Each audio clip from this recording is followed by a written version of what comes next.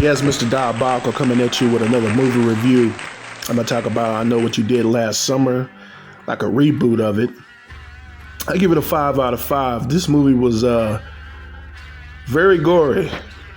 The first I Know What You Did Last Summer, they had some moments in it when people getting unalive, but this one right here was on a whole nother level. This was on a Scream type level as far as like the unaliving goes. And, they took this movie to a whole nother level as far as that goes. It was just the characters, they were okay. The plot, you already know what the plot was. It's a different take on a more up-to-date, modern take on I Know What You Did Last Summer, which I enjoyed. I give it a 5 out of 5, like I said. I enjoyed it. I was very entertained. I already knew who the killer was. You can see it coming a mile away. They tried to make it seem like the one of the females, I think her name was Stevie in the movie, she was committing some of these crimes, but every time you seen the person walking around with the slicker on, it was a dude. It had the slicker boots and the slicker jacket on and a fisherman hat. You can tell it was a man. They try to fake you out with the female doing some of these unalivings, and no. That woman was real skinny. That woman was like 100-something pounds.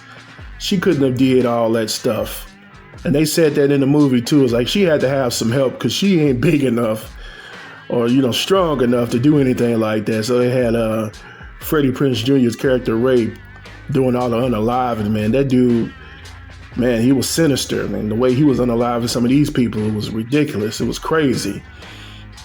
Man, he had unalived a lot of people in some messed up ways. That whatever happened to him, turned his mind into something else.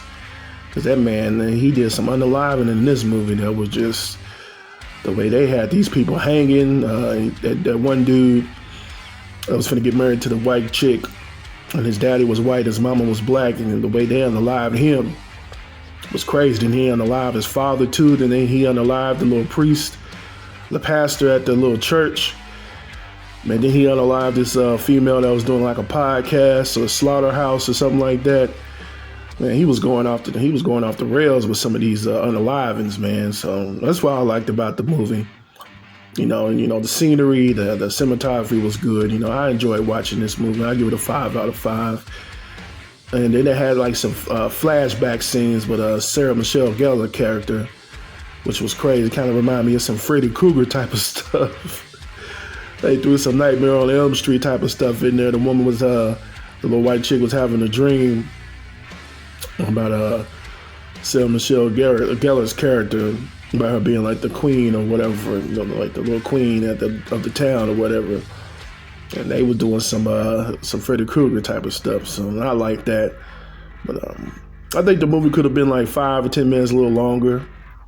And they brought back Jennifer Love Hewitt's character, Julie James. They brought her back, and she was, saying all the little cliche things or whatever she said in the first movie. I'm like, oh God.